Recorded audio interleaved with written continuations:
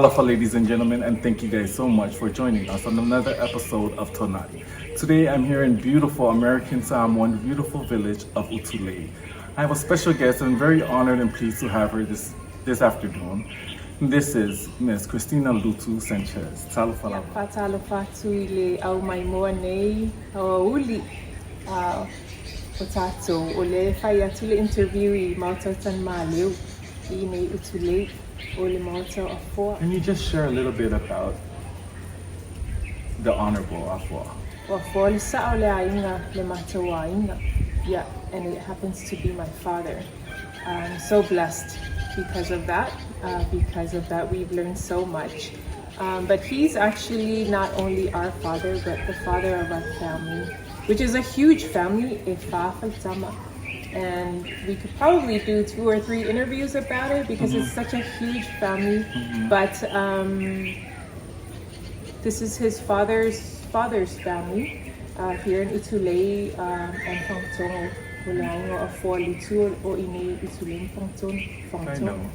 So I was actually fortunate to live here as an adult and raise my own little family here. And I actually live right up the hill, which actually is my great-grandmother's house. And so I feel her spirit now and then, which brings lots of responsibility. Aside from the love and support, because Lord knows we need it to feel why we exist, who we are, and being here in Utulei next to my parents, Afua and Lutu, brings me close to my foundation. And you hear Samoans, don't forget your identity. This is my identity right here. So I love that you said he's a father to me. All my life, even before he became the Afua. I mentioned that he's actually a father to many because all of our lives, there's so many people that have come to him for one thing or another, whether it's money, help with their legal problems, help family problems, personal problems, village problems, government problems, and we just sit there and listen. Probably his biggest asset is he's a great listener, and he provided lots of support in that way, gave lots of good advice, but mostly encouraged them to continue on, regardless of the challenges that they have at that moment in time. And with whoever that may be, people feel better, me included, when I would come crying to him. One of his main lines is such a simple theme, but one that we carry with us, and that he will always tell us, everything will be okay. Everything will be okay. So if you have that mentality and you pray and you trust in the Lord and you do your part, everything will be okay. Now as an adult, I actually hold a title in our family, and that I'm very honored. Ole, the last time my father actually brought some of the chiefs together, the newer chiefs, I was one of them. Didn't even think about it because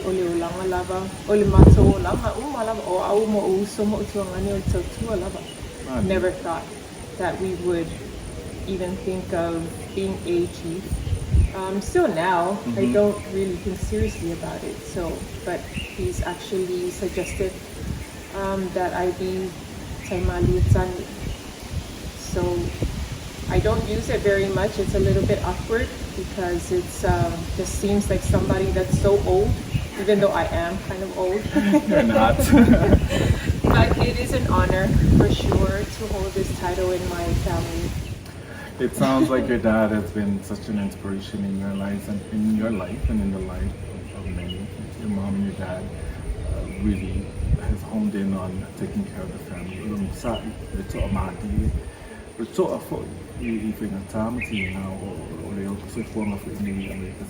Yeah, it is for Tassi for Ignite to that John it is like feeling of one. But we're very glad and honored that we had the opportunity to share his story. To share his story is a great reflection of who you are as a person and the person that you are today. Famaliatu, later payers Oh. but that's great to know. If you could kindly repeat the Taimalietane. Taimalietane. I believe that you were born and raised here in American Samoa. Is that correct? Actually, I was born in Indiana, in the Wow. state of Indiana. But I mean, I suppose that technically I was born and raised here because I was just there because my father was in law school, the last year of his law school. And then after that, he moved to Honolulu for about a year or two and then moved home. So, I mean, yeah, I was born and raised here in American Samoa, yeah. That's great. That's very beautiful. Listening to you say, you were born and raised here, yes, we were born in Indiana, and your heart and soul lies here in American Samoa. Now, we are here, it's 2022 in beautiful Utule, and there have been a lot of changes, I'm assured, from the time when you were raised here, from maybe when you were a kid to now. Could you kindly share how it was growing up in American Samoa? Sure, I'd love to. Well, I think most of the people that have grown up here in American Samoa know that it wasn't always easy. I actually didn't grow up in Utule. I grew up in Septimu, as you know. Yes. Our stomping grounds is the Sliding Rock, La, and Leloto Asi. Every Sunday after Go'ai, that's where you would find us swimming until Wula Akal Salaf Yafi. And it was such a joy. My father and mother, they worked so hard all the time. But we were blessed to grow up in a family full of siblings. God gave us our own best friends. There's many of us. I have 5 sisters who happen to also be my best friends. There's 6 of us and 4 boys. Wow. Yes, wow. and I am the oldest. I'm the leader of the pack. So actually, my youngest sister is exactly 10 years younger than me. Wow. Yes. So we kept ourselves busy, lots of fe'aus to do, lots of activities, of course. My father always, and my mother, but even though they were professionals, my father a lawyer and my mother a nurse, we never felt that we had too much money. We were not spoiled by any means. We were always taught to be, keep humble, stay humble, grow up and study hard. We were also blessed to grow up in Christian families. My grandfather, my grandparents on my mom's side, they were Adventist pastors, Pastor Tini and Fuea Lamuan. And then my grandparents on my father's side,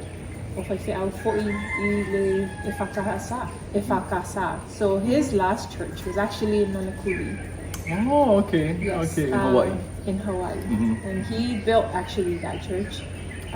The grounds that the church is at now. He's a very shrewd man. Reverend Sisue. He has there's so many stories of how he was able to get all these the chairs of the church, all the different things, just going around the state looking for things that people weren't using, so that, they didn't have to fundraise and so forth. And so they got that huge piece of land, very nice grounds, with no loans, I believe, at the end. That's great to know. Like all in that little ground. Wow. So it's really beautiful when they first started. So still remember my grandmother, Vai, how we would, be there, and she would remind us our duties to the church, and not only that, as a Samoan young lady, and what we're supposed to do. So that's all part of. I've just been so blessed to have ancestors aunts, uncles that contributed to our upbringing. Some of them were really rough, but I'm pretty sure every Samoan has that auntie that calls you in the middle of the night, reminding you who you are, and type of thing, and it just builds character, made us stronger. Nowadays, you hear, whenever will complain, complain.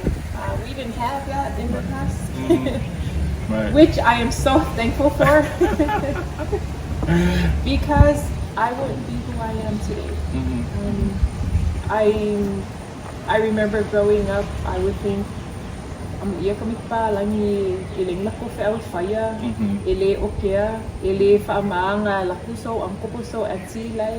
Kuku may kalangalawala lalawa oi wala kumukangaka. Very true. They did that all out of love, strangely, but I'm pretty sure it's a common story with people my generation, because that just makes you stronger, gives you more will to work hard, and know who you are. And as long as you know who you are, where you come from, nothing can move you that easily.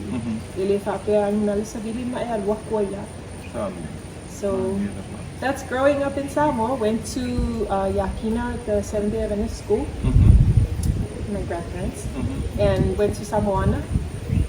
Went to college. Did a year in DC as an intern for Senator Inouye. Came back, worked for Governor Lutu Sanchez. Of course, I'm biased, but best governor ever for American Samoa. And after that, I had a change in political powers and made my way to private sector. And so now I am married. I'm very blessed to be married to Carlos Sanchez, a Costa Rican. Of course, he's a U.S. citizen proudly. And we have 3 beautiful children. And Carlina, Yasmina, and Carlos Leonel.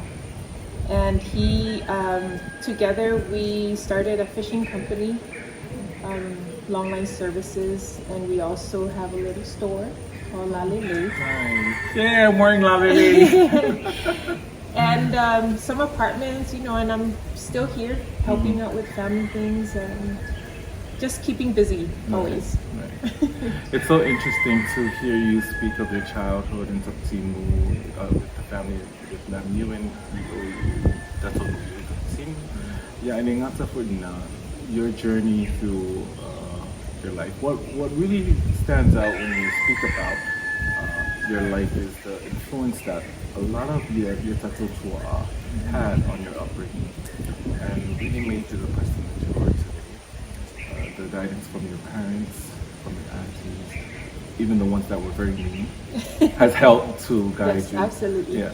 You're very passionate. I see that you speak from the soul when you're speaking about your upbringing and where you are today. It's never easy, I believe, to grow up Samoan, especially in the transition that I would say maybe our generation coming from, transitioning to the Palani world, or maybe even to the modern world. But I wanted to say thank you so much for sharing those memories of you as you were younger, sharing stories about your family and where you are today. I want to highlight a little bit about your company.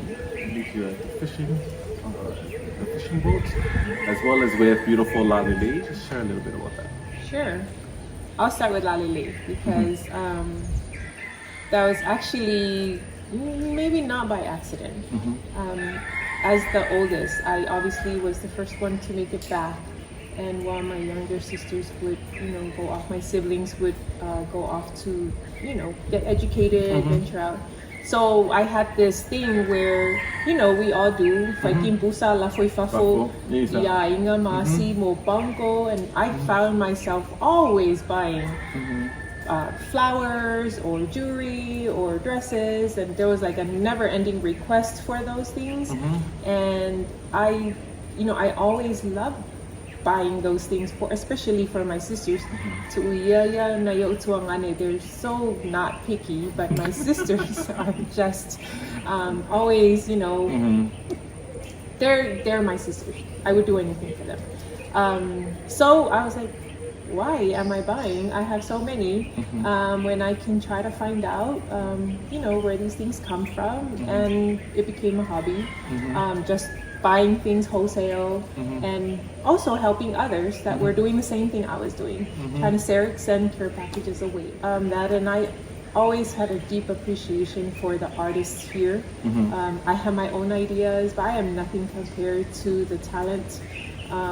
Atatoka Tangata, so talented and creative with their, just the beauty.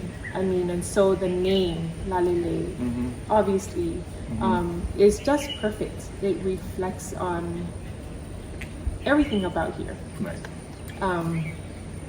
And so lucky for me, nobody took that name before, and so I started Lalele. Found out, always try to. We have our own clothing line, and like what I'm wearing, it's all hand painted. But we also offer, for example, my earrings. These are unique earrings, and they're handcrafted by Miss Monique. She's right here in American Samoa. But Lalele is one of many now, and I always appreciate seeing the different boutiques and the different artists get highlighted, especially internationally, because the world can't come to American Samoa, but they can truly see us through what we wear, how we present ourselves, and maybe, just maybe, they might see how beautiful things are here. And so that's how Lalele started. So we're now at Laufo, at the shopping center. We still have our little store there. Still can't keep up with demand. So that's a good thing. Somewhere along that line, it's not working, but we're still trying. We're always so short of our clothing line, but we're still trying. And we're open every day. And hopefully people are appreciating what we make. We do get a lot of compliments from everywhere. I do love Lalele. I love the clothing. I love the simplicity. It almost reminds me of like our siapo, like when I see your designs and the clothing that comes out of Lalele. So thank you so much. And yes, it is the beautiful colors. Always talks about American Samoa and how beautiful American Samoa is. There's a lot to offer. We try to keep it simple and very elegant. I think it's great to be modern, but sometimes when you try to imitate something else, it takes away from who we are. So we always try to come back to who we are. Very simple. Like you mentioned earlier as well. It's very good. So anyway, so that's Lalele. Long line services. We have a fleet of longliners in Hawaii. You'll see them around the piers, and they actually, in Hawaii, there's a huge fleet, and they are practically the largest source of U.S. fresh seafood. It's auctioned there in Honolulu. Here in American Samoa, this longline fleet started around the 2000s, and many of the boats left again because they don't live here, and now there's only 4 families left, all residing in American Samoa, also American Samoa owned. And so we have a fleet of 7 boats. And they fish in the U.S. waters, and we catch albacore. It is the only source of U.S. albacore that Starkist packs. And they provide it to the military because they require U.S. fish, as well as certain contracts like school lunch. It's been really challenging because we not only have lots of foreign boats that surround, of course, the entire region. It's a huge competition, even though we are the only ones that can fish because we are U.S. boats, but they're still around, and it provides a challenge. But what's life without challenges, right? We always have them. Yeah, so we're doing, we were really good, and it peaked around 2010, 2011, 2009 actually. The last 5 years has been really challenging for us. COVID hasn't made it easier. Not at all. With border closures, because our crew a lot of our crew have to come from off island, and they haven't been able to travel here. So most of the boats have been tied up, but we're still here. By the grace of God, we're still here, and we are surviving somehow, operating and still trying to recover. Lots of people here don't quite understand what it takes to operate a fishing boat. Less an entire fleet. It's very difficult because of what it takes, and not only that, you have crew that are going out on the boat. So you can never sleep too easily because you have hardworking crew that's on your boat, and they're the ones that are actually out there.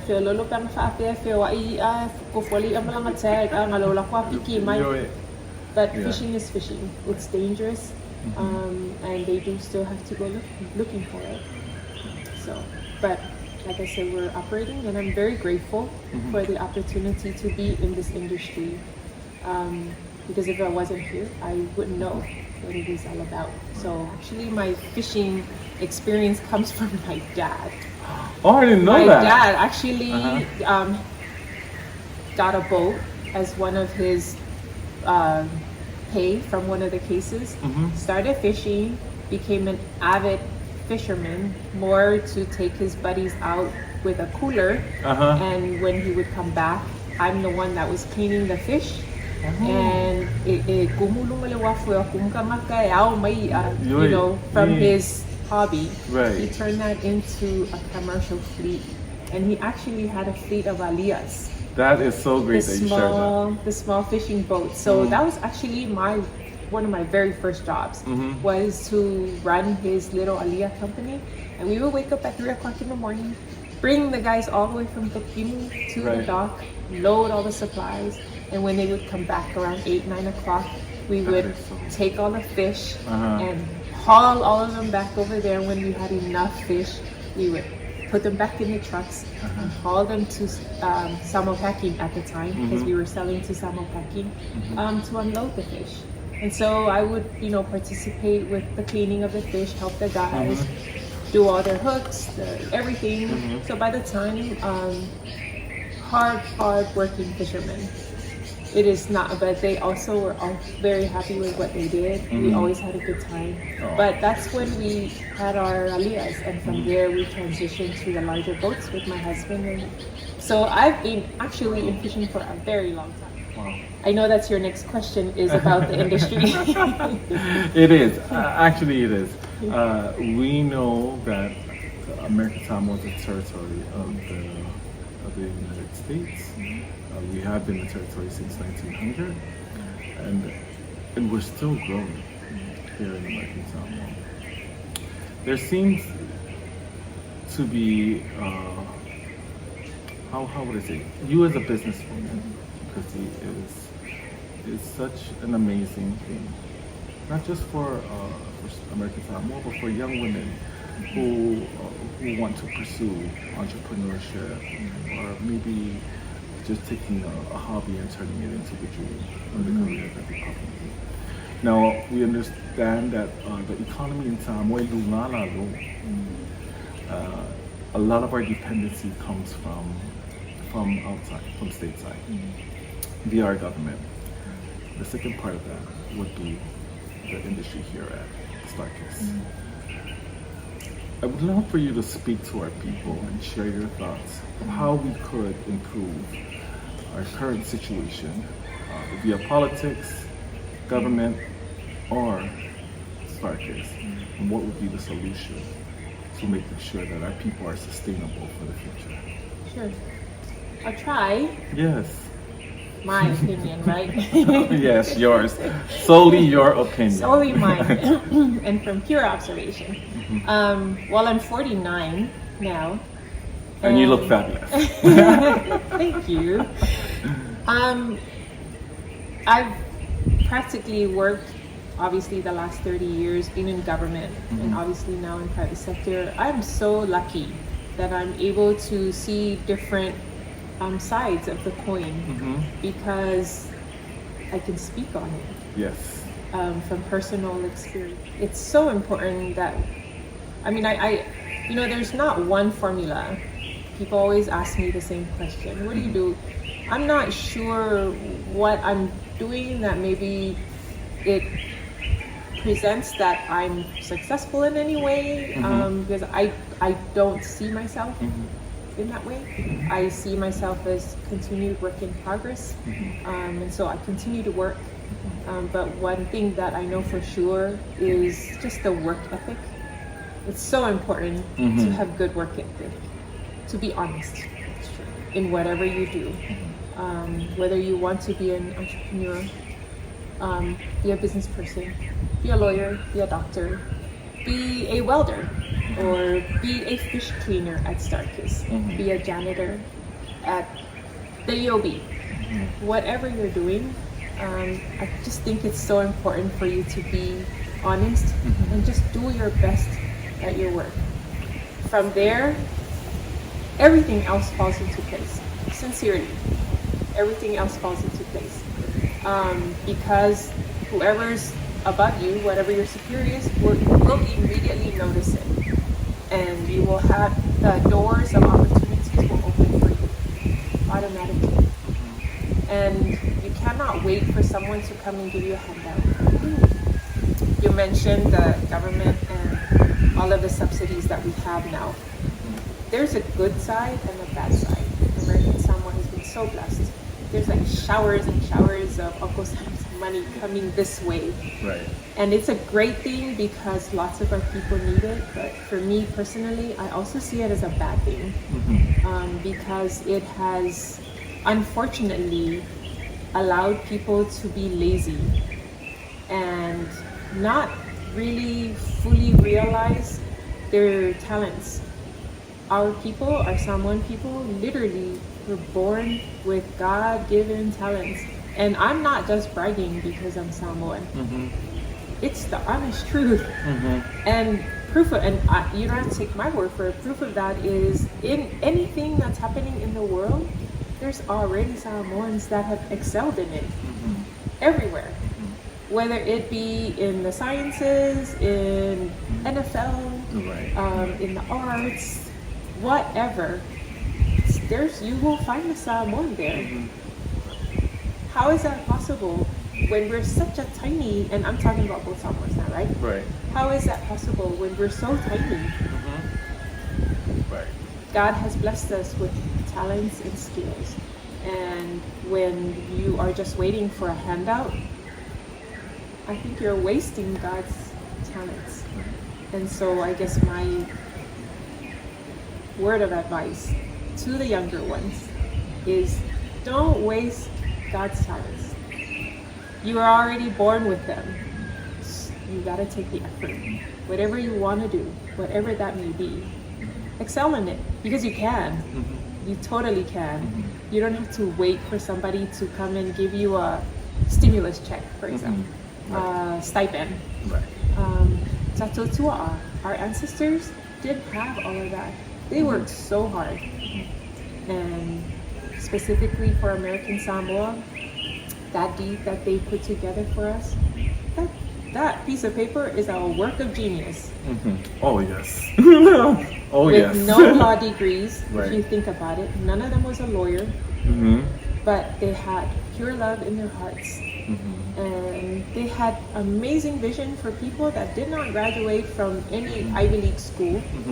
Just good intention and pure, and the love for the people and the country. And when you have that, and I always tell my children, when you have love and honesty, everything else falls into place. You're definitely right. You're definitely right. There's what I'm hearing today is work ethic is so needed.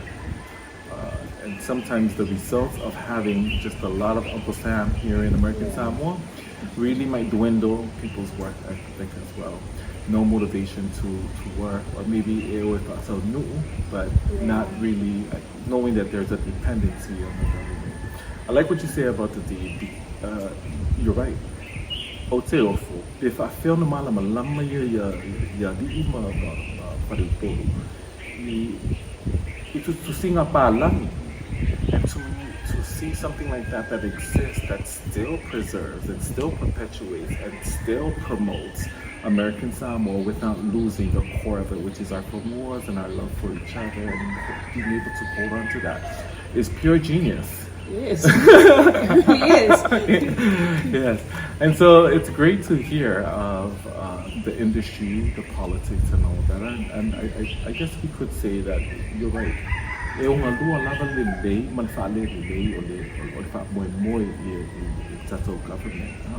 The stipend check is not a win. The win is when you're able to take what you love to do and turn that into survival and to sustainability. Absolutely. Now we see you start from Utule going all the way to the west side. Most of the stores are Asian owned. And, ele faitio for inaitangata. You can't criticize them for being hungry for success. They come here, they work hard for what they have. You hear often people, they work hard for what they have. It's because they work hard for it, and they recognize the opportunities here. And I guess that's just what I would like to see, is for our people to not be satisfied with mediocrity, because we're not meant to be that way. We have so much more to offer. We are blessed so abundantly by God. And I think to waste that is just unfair and almost a crime. It's almost a crime that and we just squander it. And it's not a good thing. And we should sincerely think about it, see how we can make ourselves better. And that doesn't necessarily mean that, you're gonna do exactly what I'm doing, because everyone has their own talents. Because we can't all be store owners, we can't all be boat owners. We need welders, we need electricians, we need plumbers, we need architects. We also still need people that help us with janitorial services, gardening, landscaping. We need everyone. That's my point. My dad once told me that his college was the only. His role was the only. That was his Yale and his Stanford. He's very proud of that. Yeah. But he did it the best that he could do. Absolutely. He did it the best that he could do. Also, Ma, who were older, this is a very short story. They went to schools. They went to school, they went out, they came home. When they came back home, when I moved for but he was the best. They rave about his Pausami, and he's so proud of those things. I'm so proud that you have spoken about work ethic, that you be the best that you possibly can be, no matter what field you're in. And that, I think, when it starts from that, there's only good things that can come about from that. Guaranteed. Right. Guaranteed. I don't know anyone that has tried that and is complaining because no one recognizes. It's instant. Right. It's instant when you make the effort, honest effort. People will recognize right away. Right. And so that's why there's no one formula that everyone needs to follow, except that with honesty, of course, love drives everything. And then you just have to trust that God's hand is in everything that you're doing. Sometimes bad things happen to us, but I'm a firm believer that things happen for a reason. Oh my goodness, I can tell you stories about all the challenges that I've gone through in my life. I am sure. Facebook, one bad thing about Facebook is that, I always like to post things because I use it kind of like a storage for my things. Right. But it also is very misleading because people think, okay, they're always like celebrating or having positive things. But that's not exactly how my life is. We have daily challenges that come every day, even though I don't post it on Facebook. Right. But it's like I said, it's misleading. But we highlight the good things because we want to continue focusing on the positives, regardless of the challenges that come our way. And there are challenges. There sure are. What would life be without challenges, right? Yeah. It strives you to do better. Actually, some challenges really takes you to an arrival point in your life. And it's through those challenges that you arrive at different successes, or different things in your life that you learn and you grow. So thank you so much for sharing that. One of the things that my father created, and we now are trying. We're not doing a very good job, but he's always believed in giving back to the people, to the community, especially to the people. He created a nonprofit organization, ABLE, Agency for Better Living Endeavors. Yes. So our father is now was diagnosed with Alzheimer's, and he has Alzheimer's, and it's something that you can't cure. It only progresses. So that's one of the things that we do, and talking about the challenges that families address. So that's a little portion of my time goes to ABLE. I should dedicate more time, honestly. But I speak about that nonprofit because there are so many people in this territory that also do other nonprofits.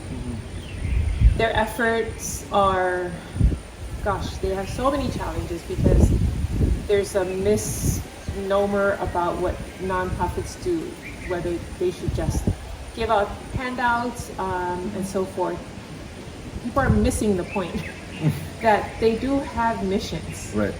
They Definitely. do have missions to improve the quality of life for people here. Lots of them are focused in certain things. ABLE is pretty broad. Alzheimer's is just one of the things that we've taken on. But just wanted to highlight that aside from the money-making part of my life, that is equally as important is how we give back to our community, not just through our church, because we also do, we have a very active church life and village life as well, and in our extended family, but through community service. That's equally important. You've got to give back, share what you have, all part of using God's talent that He's given you, that He's blessed you with. So thank you so much for sharing that. I definitely believe in that. Tonight is also a show that is geared towards giving back and sharing our stories. And I want to just take this time to say thank you. Thank you so much for sharing your story, sharing your heart, sharing your experiences in life. Through your experiences, that our other generations can learn and hopefully be inspired and motivated to move on. We look forward to a better Samoa, a better American Samoa in the future, with maybe not a lot of Asians here with their stories. Maybe we might have a little bit more Samoans who are just we can do it, right? Definitely. We can do all things. I wanted to leave it off with what the Honorable Aqua said, that I think everything will be, and that if we continue to share these stories, we're able to bring light to the challenges we have.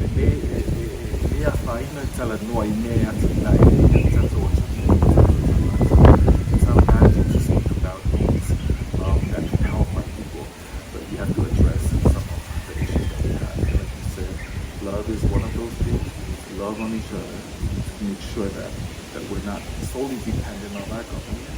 We also want to make sure that our work ethic is great, and that we have the motivation and drive, because the talents that God has given us is definitely something that we shouldn't put into a closet and lock away from. For sure. Right? We're able to do all of those things. It's like